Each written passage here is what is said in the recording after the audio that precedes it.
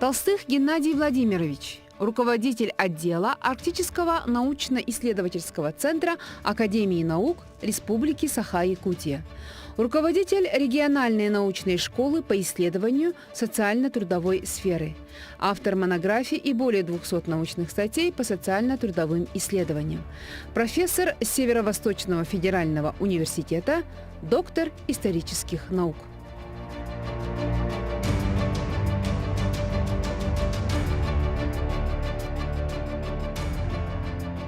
Добрый день, уважаемые слушатели!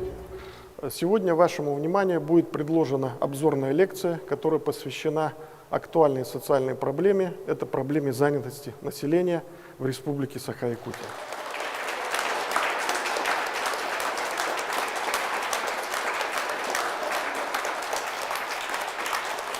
Эта проблема действительно актуальна. И от того, как своевременно она будет решаться, продуктивно, усилиями государства, усилиями регионов, усилиями граждан, общественной организации, от этого зависит очень и очень много. От этого зависит морально-психологический климат в каждой семье, потому что если человек занят, если занят глава семьи, члены его семьи, то значит все в порядке. Стабильный и регулярный доход дает возможность развиваться этой семье и каждому гражданину.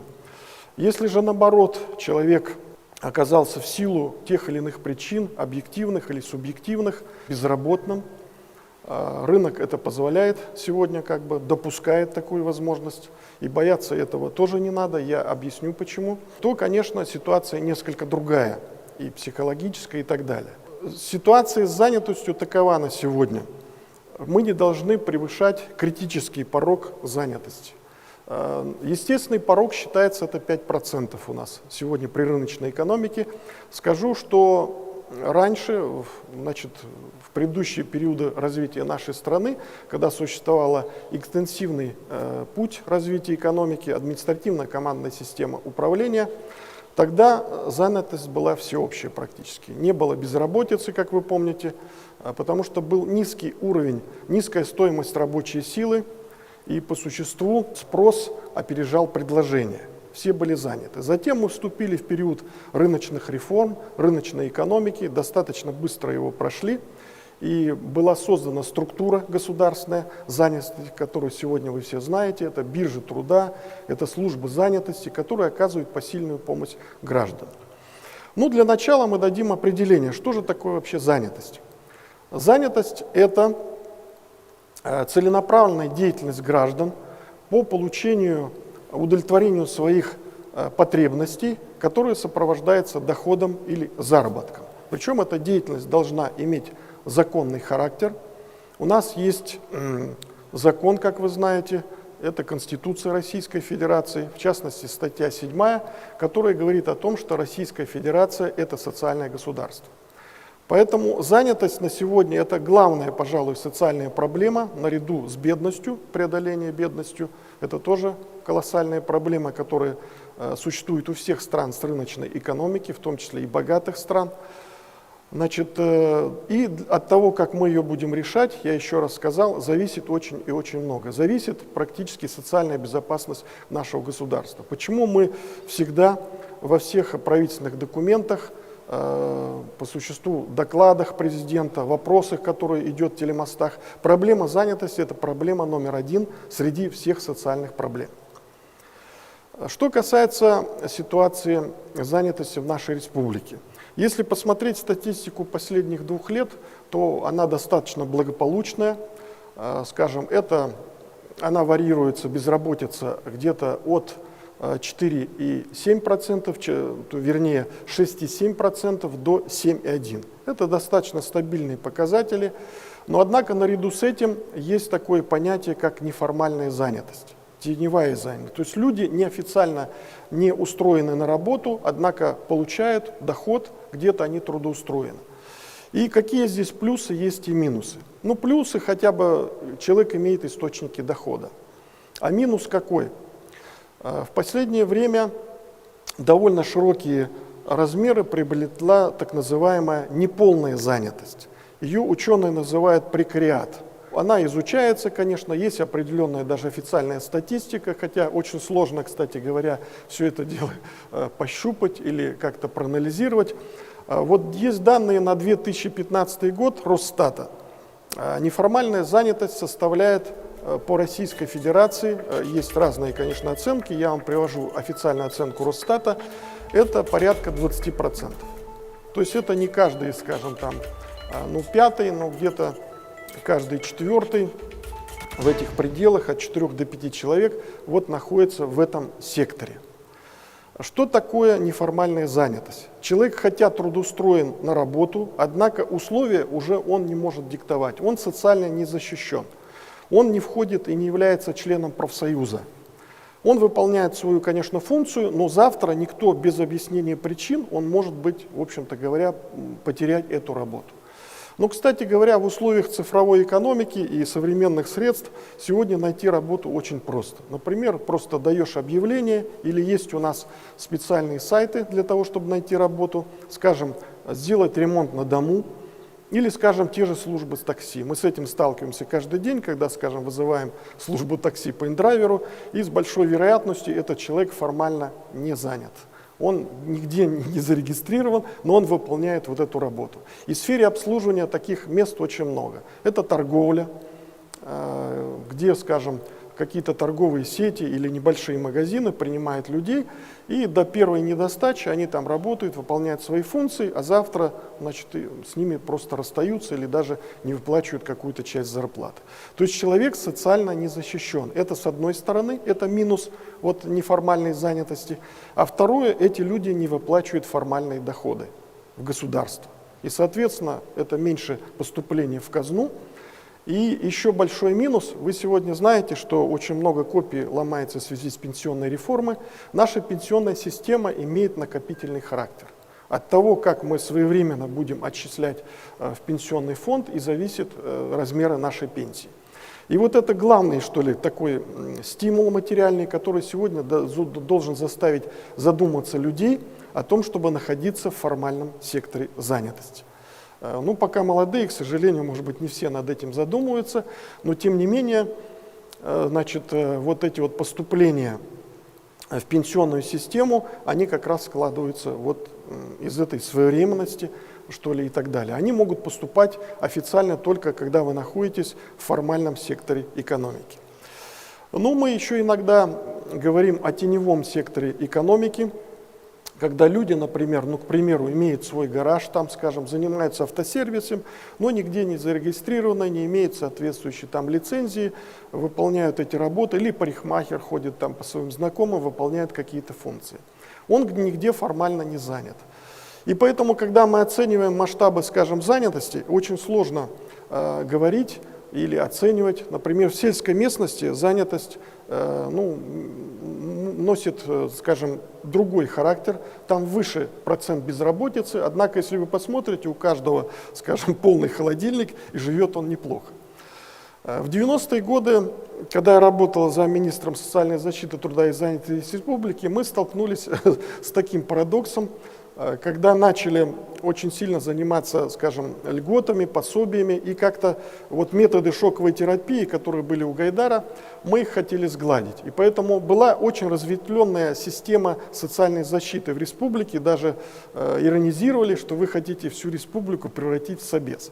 Это вот такая пассивная, что ли, политика социальной защиты, она приводит к тому, что люди теряют материальные стимулы к труду.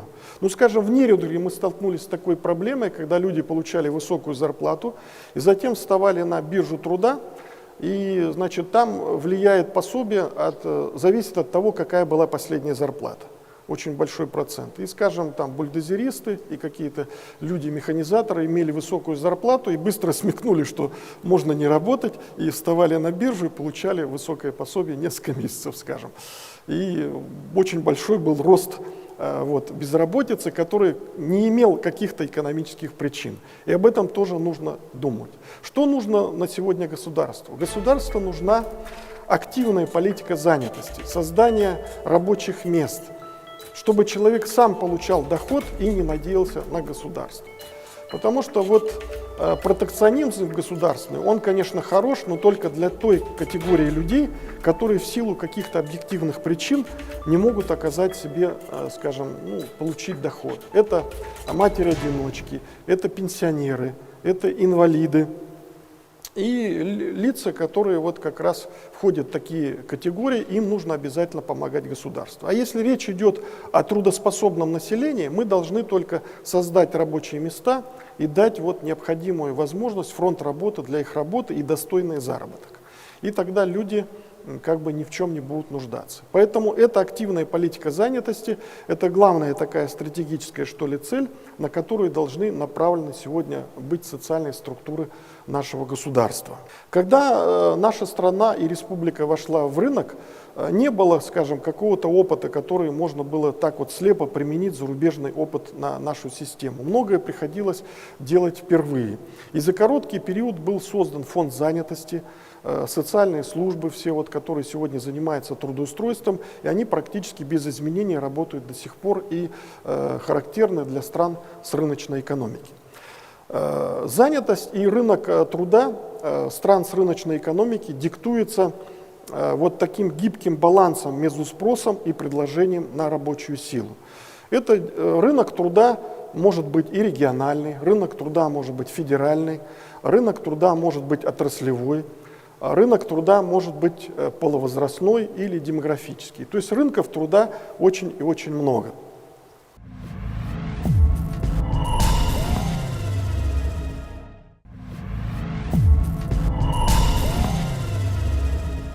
Я хочу сказать о причинах, которые влияют сегодня на занятость населения. Прежде всего, это природно-климатические причины. Вы знаете, что мы находимся в особой климатической зоне, и это тоже очень сильно влияет на процессы занятости. Это характер размещения производительных сил. Вы знаете, что в нашей республике это, как говорят экономисты, очагово-дисперсный характер размещения производительных сил и населенных пунктов поселков. На севере или, вот, скажем, в ряде республик, вы знаете, что в ряде районов нашей республики 3,5 у нас миллионов квадратных километров, где проживает около 1 миллиона человек. Это колоссальная территория, и у нас площадь сегодня на одного человека приходится по километру. Это колоссальная территория, конечно, которую очень сложно, скажем, освоить. И между поселками 250-150 километров. И даже медицинскую помощь можно оказать только путем санитарной авиации. Соответственно, затраты на доставку сырья, на вывоз готовой продукции, они, скажем, достаточно велики. Особая тема – это занятость арктических улусов. Это экономический фактор. Это уровень развития производительных сил. Характер размещения отраслей. Это тоже сегодня влияет на занятость, которая на территории на нашей, расположена. Дальше. Это такие причины, как социальные причины. Это уровень развития профессионального движения, профсоюзов, социальной защиты населения, которая складывается в течение долгих десятилетий и, наконец, традиции даже. Вот профсоюзного движения. Это все влияет на сегодня на социальную защиту занятых граждан. То есть причин, которые формируют сегодня занятость, их очень много, их изучают на сегодня ученые. И мы должны сегодня знать, какая потребность по той или иной специальности. Есть, к сожалению, определенная инерционность. Вот так сложилась эта схема, и она сегодня существует. А мы должны думать и говорить о том, что будет завтра с развитием экономики нашей республики, и в том числе с занятостью. Очень большую причину или, скажем, предпосылку для развития стабильной занятости имеет, скажем, подготовка кадров. Вот мы не знаем, скажем, что будет через 10 лет, но мы можем сегодня определить и запланировать, что будет через 5 лет, через 7 лет. У нас есть в республике стратегия развития республики, которая называется 30-50. И там уже есть реперные точки развития промышленности нашей республики, не только промышленности, но и строительства и других сопряженных отраслей. Ну, скажем, мы на сегодня довольно твердо стоим на ногах в плане развития алмазодобывающей промышленности. Сегодня через территорию нашей республики проходит, значит, сила Сибири, и в ближайшее время экономика также будет, скажем, пополняться налогами вот от этой системы. Для этого требуются квалифицированные кадры. Есть перспектива по развитию южно-якутского узла, который раньше назывался территориально-производственным комплексом. Сегодня мы употребляем такой термин, как кластеры. Это единый такой экономический организм, который имеет соответствующую замкнутую структуру, структуру подготовки кадров и рассчитан на перспективу. Перспектива развития нашей республики сегодня очень сильно также будет зависеть от освоения редкоземельных металлов. Вот есть очень крупное месторождение в Тамторе. Далее это Алданский озеро, там есть проекты по созданию гидроузлов, но это пока в перспективе, но тем не менее мы заранее должны знать, где будет развиваться новый регион, нового освоения, мы должны заранее готовить кадры. А то у нас как получается, значит, например, существует какой-то колледж, и он готовит какие-то кадры. И в силу инерционных систем каких-то, или, может быть, нежелания, потому что надо готовить и преподавателей, и менять всю систему, вот мы сегодня должны привязывать так, знать, какие отрасли и какой потребности, и когда нам дают определенные рабочие специальности, средние специальности, высшее образование. И мы должны привязать это к системе подготовки кадров. Эти системы должны быть увязаны, иначе мы будем иметь разбалансированность, значит, рынка труда. Ну, приведу, например, такие цифры. Мы хотели бы, конечно, иметь всеобщую занятость, но, к сожалению, рыночные механизмы, они сегодня такие, что они допускают развитие конкуренции на рынке труда. Вот, скажем, данные по 2016 году, более 50 тысяч приехало к нам со стран СНГ для того, чтобы, значит, с желанием трудоустроиться. Из них 12 тысяч, скажем, трудоустроилось и работает в промышленности, скажем, в строительстве. В основном это граждане Таджикистана, Узбекистана, Украины. Ну, конечно, мы могли бы занять эту нишу местными кадрами. Однако на сегодня это не совсем реально. Ну, например, посмотреть, если по вахтовому методу на сегодня работает, значит, порядка 7 тысяч не из пределов СНГ, а из пределов, значит, других регионов Российской Федерации приезжают на работу к нам по вахтовому методу. Например, Сургутнефтегаз тоже работает порядка 7 тысяч человек, около 7 тысяч человек. И в других, значит, предприятиях порядка 1000 человек. Это о чем говорит? О том, что им нужно решать уже сегодня вот какие-то свои экономические, производственные, оперативные задачи. Им нужны готовые кадры, причем опытные кадры, сварщики, которые, ну что значит провести там шов, значит, там свое клеймо, вот где-то на газопроводе, да? Это должен быть опытный сварщик. Для того, чтобы подготовить опытного сварщика, он не только должен получить, скажем, профессию, какой-то диплом, он должен получить опыт, навык работы. А для этого требуется профессиональный, скажем, какой-то рабочий, ему нужно 5-7 лет для того, чтобы он получить такие навыки, и ему дали вот это клеймо. Это, конечно, срок. И поэтому мы должны четко планировать развитие нашей экономики, наших отраслей, чтобы знать, что, скажем, через 10 лет, через 5 лет мы должны вот получить опытные рабочие, вот, скажем, по такой-то и другой специальности. Конечно, это сделать достаточно сложно, но есть у нас развитие, значит, Министерства экономики, которое сегодня разрабатывает развитие отраслей нашей республики, которое имеет соответствующую привязку к кадрам. Очень большие проблемы у нас с полувозрастным составом безработных. К сожалению, вы знаете, что общая такая истина, что безработица имеет молодежное лицо и женское еще лицо. Вот эти вот полувозрастные структуры, которые наиболее подвержены, скажем, колебаниям на рынке труда.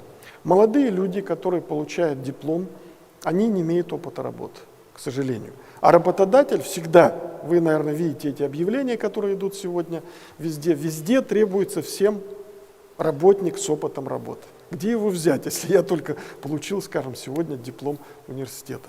Это, конечно, очень большая проблема, но в советское время она решалась очень просто путем распределения. Значит, у нас было бесплатное образование, посылали в любую точку, человек должен отработать там, и, значит, он к этому времени закреплялся, образовывалась семья, и он, как правило, там оставался на этом рабочем месте. У нас тоже есть опыт, начиная с 2000-х годов. Правительство нашей республики применило такую практику, как целевая контрактная подготовка студентов. Значит, государство оплачивает вам учебу, но затем уже распределяет туда, куда нужно. Скажем, если вы врач или педагог, и нужна потребность в Абыйском Улусе или в Саскалахе, вас направляют туда, и вы там отрабатываете определенное количество лет. И, кстати, есть даже статистика у нас официальная, значит, где вот эти люди закрепляются. Они приезжают к месту места назначения, и есть элементы закрепления, получают подъемные и так далее. Это достаточно неплохой опыт работы, который, может быть, и нужно развивать для бюджетной сферы. Я имею в виду учителей, врачей, значит, ну, которых не надо уговаривать, которые получили бесплатное образование и должны вернуть свой долг государству. Вот целевая контрактная подготовка, запомните, есть такая система подготовки на сегодня кадров.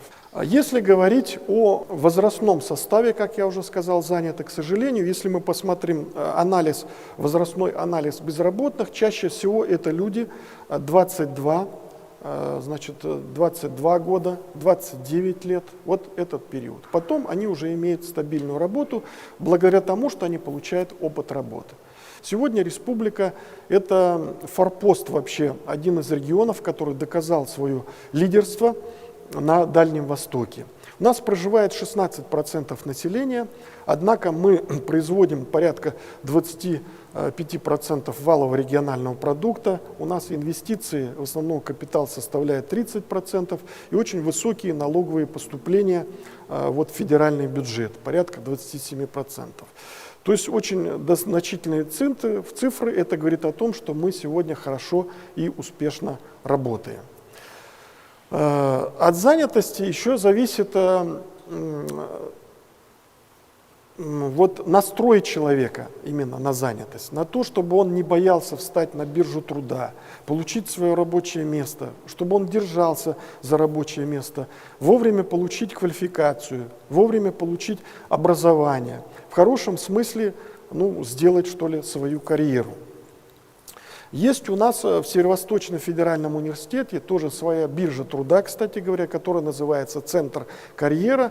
Уже там людей учат адаптироваться, скажем, выбирать профессию правильно, чтобы вы не ошиблись. Потому что мы еще имеем такие процессы негативные, когда люди получают высшее образование, но не собираются вообще работать по этой специальности. Например, проще всего сегодня получить профессию, скажем, педагога. Она может быть наиболее, что ли, дешевая где-то на рынке. И люди идут, занимают чье-то место, получают там, скажем, профессию педагога. Но затем идут или на рынок торговать, да, значит, или вообще не по своей специальности. Это плохо все. Хотя само по себе получение высшего образования это хорошо, но лучше для экономики все-таки, чтобы человек работал по специальности, чтобы он так выбирал свою профессию, чтобы она ему нравилась, чтобы он с удовольствием шел на работу и получал от этого определенное удовлетворение и еще и доход. Вот это что касается вот, пожеланий по занятости.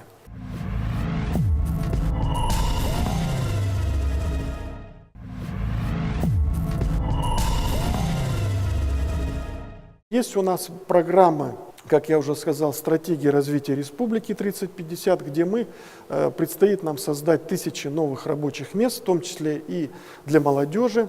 Перспективы у республики хорошие. И занятость – это тот рычаг, который позволит нам бороться с бедностью. Вот в июле месяце этого года председатель правительства нашей республики Солодов привел такую цифру, что 20% населения нашей республики относятся к бедному населению, ниже черты бедности, то есть вот минимальные, значит, зарплаты получает.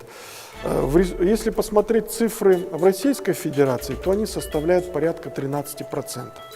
Но однако нам в ближайшие годы предстоит выполнить майские указы президента Путина и снизить наполовину, на 10% бедности, в том числе и путем занятости. Мы должны создавать новые рабочие места, мы должны развивать новые прорывные значит, технологии, новые отрасли в нашей экономике.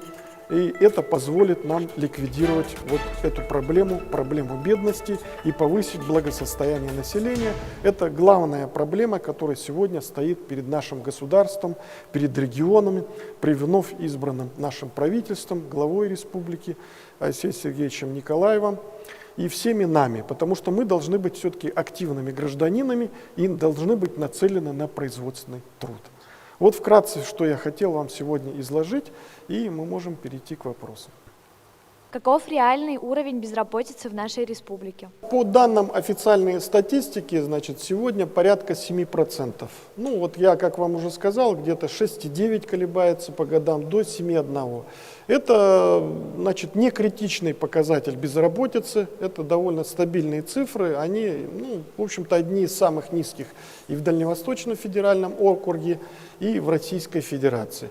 Ну, я еще скажу, что эти цифры, это средняя как бы температура по больнице. Если говорить о сельской местности, там выше, конечно, у нас уровень безработицы где-то доходит до 14%.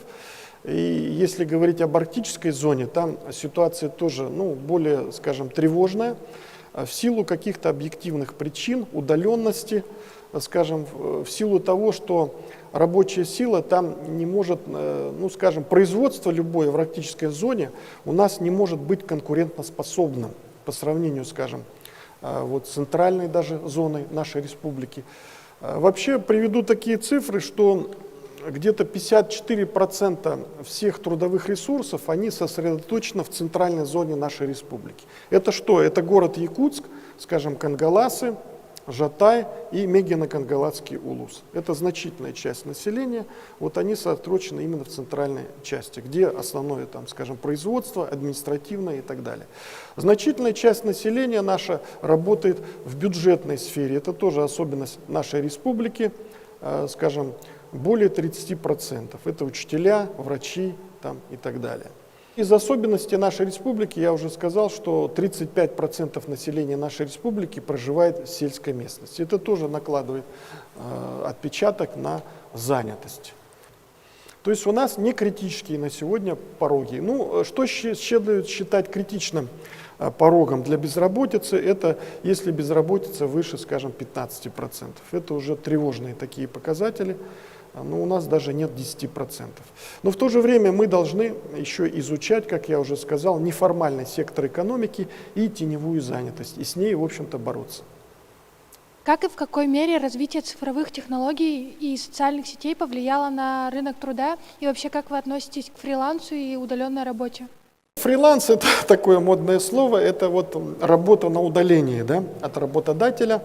Она действительно получала, и к ней, в принципе, я отношусь положительно, потому что век цифровых технологий, они позволяют вот работать на удалении от работодателя. Во-первых, это удобно для нас на севере, например, многие виды профессий, конечный результат, в том числе, например, и ученые, там, как я уже сказал, журналисты, и вещи, которые занимаются интеллектуальным продуктом, для которых не нужно помещение. Например, даже алмазо-камнеобработка, вы можете заниматься у себя на дому, а фриланс сегодня позволяет выдавать свой конечный продукт по электронной почте. Многие виды бизнеса на сегодня, значит, как раз работает управление. Вы, будучи даже в Таиланде живете, можете управлять своим бизнесом, например, в нашей республике. Это позволяет сегодня цифровые технологии, и как бы нужно этим пользоваться. Не надо бояться фриланса, но другое дело, что он должен быть в формальном секторе экономики. Обязательно вы должны быть официально трудоустроены и платить налоги. Вот такое обязательное условие. А есть еще фриланс, который, скажем, пользуется неформальный сектор экономики. И вы не платите налоги, и отсюда у вас будет маленькая пенсия в перспективе. Об этом нужно сегодня всем как бы задуматься и об этом знать. В советское время была статья за тунеядство. Как вы думаете, почему ее убрали? Ну, это очень просто объясняется. Спасибо за вопрос. Дело в том, что когда мы вошли из социализма, скажем, в капитализм, в рыночную экономику, мы вошли в правовое поле Международной организации труда. А сегодня у нас законодательство трудовое такое, закон о занятости в 96-м, скажем, принят, кодекс о труде, бывший КЗОТ, он сегодня не носит такой карательного характера и не носит принуждения к труду. Потому что сегодня конвенции МОД, одни из главных их, скажем, статей говорят о том, что, я приведу несколько из них. Во-первых, труд должен иметь добровольный характер. Вы вправе выбирать, чем заниматься на сегодня. И к труду принуждения не должно быть, и не должно быть наказания за то, что вы сегодня не работаете. Хотя разговоры такие, в общем-то, идут, что опять нужно вернуть статью за тунеядство. Но дело в том, что есть же у нас люди, например, творческих профессий, какие, как скажем, поэты, да, писатели. В свое время, вы знаете, там, скажем, пытались привлечь даже, там, скажем, Бродского, многих других известных поэтов по этой статье, но на самом деле-то они работали и давали свою духовную продукцию. Поэтому это сложный процесс, но я ответил бы так, что это связано с международным правом, одна из статей которых говорит МОД, что нельзя принуждать к труду, что труд должен иметь добровольный характер. Сегодня посмотрите, у которых самый высокий валовый региональный продукт страны, это Япония, это Южная Корея. Там люди очень много работают, очень мало отдыхают. У них нет практически отпусков в Японии. Они привержены, там, скажем, преданы своей одной фирме. Есть очень высокая такая любовь к своей корпорации, корпоративная культура. И они вносят какие-то инициаторские принадлежения. То есть они преданы своему фирме, своей труду и практически не переходят на другую работу. Вот об этом нам сегодня нужно думать. И вот этот опыт этих передовых стран, впитывать. Какова доля занятых не по своей специальности? Это плюс или минус для рынка труда? И как вы считаете, стоит ли с этим бороться или стоит это наоборот поддерживать? Само по себе получение образования – это уже плюс. То есть человек получил, скажем, высшее образование. Плохо, что он не работает по специальности, хотя он может получить, скажем, переучиться на другую специальность, но базовое знание у него останется, высшее образование.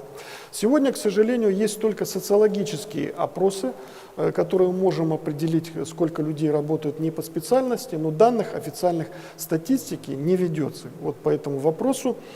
Я думаю, что цифры где-то, может быть, до 15%. Имеется такое, что люди работают не по специальности. Я бы не делал из этого больших трагедий, потому что человек находится всегда в поиске. Если он не может найти по специальности, и ему подвернулось, скажем, или на рынке труда есть вакуум по какой-то профессии, он закончил какие-то курсы, и получил, работает там, получает доход, это плюс, большой плюс, в общем-то. Как, по вашему мнению, можно пополнить рабочие места, которые пользуются наименьшим спросом? А дело в том, что в последние годы и система негосударственного высшего образования, в том числе и государственного образования, выпустила на рынок труда массу, скажем, таких специальностей, которые не востребованы на сегодня на рынке труда, то есть перепроизводство. Я сразу же назову такие специальности, как экономисты, скажем, как юристы и целый ряд других специальностей, потому что затраты низкие были на производство этой специальности, там не нужно было оборудование, там, грубо говоря, мел, доска, там, преподаватель, и было довольно легко готовить этих специалистов. Я не говорю, что совсем легко, но низкие материальные затраты. И получилось, что сегодня очень люди работают, многие эти не по специальности. Ряд других специальностей тоже могу приводить. И если сегодня посмотреть на пирамиду востребованности специальности, она у нас носит перевернутый характер. Если условно взять за 100%, или, скажем, грубо говоря, 10 человек на рынке труда, из них управленцы из этой пирамиды должно быть, скажем, наверху, да, если мы посмотрим, один руководитель, затем идет ИТР, скажем, 3 человека, 30%. Дальше идет высшее звено, может быть, там 2 человека и так далее. То есть руководитель 1, ИТР где-то 3 и рабочих, скажем, это получается 4-6 человек.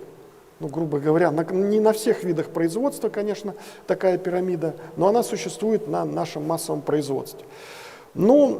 развитие многих специальностей стихийное привело к тому, что эта пирамида оказалась перевернутая. Наоборот, оказалось людей с высшим образованием или управленцев, скажем, 7 человек, а рабочих специальностей мы подготовили 3 человека. И на сегодня очень острый дефицит, например, специальностей по, скажем, специалистов по газовому хозяйству, вентиляции, теплоснабжению, канализации, жилищно-коммунальному хозяйству. Вот посмотрите, то есть лица производственных специальностей, вот на биржу труда придите и востребовано. Причем очень высокие зарплаты даже есть, до 100 тысяч, но нет этих людей. А мы на рынок труда все захотели быть экономистами, там, скажем, юристами и так далее. Это вот говорит о том, что рынок труда, закон о его формировании требует о том, что нужно прогнозировать подготовку специальностей согласно потребности рынка труда. Если мы будем стихийно выбрасывать какие-то профессии, которые не востребованы, это приведет к их перепроизводству, как и любой, собственно говоря, товар. Потому что рабочая сила – это тоже товар. Но я хотел бы поблагодарить всех сегодня слушателей за ваше внимание, за интересные вопросы. Я думаю, что наш интерес к занятости останется.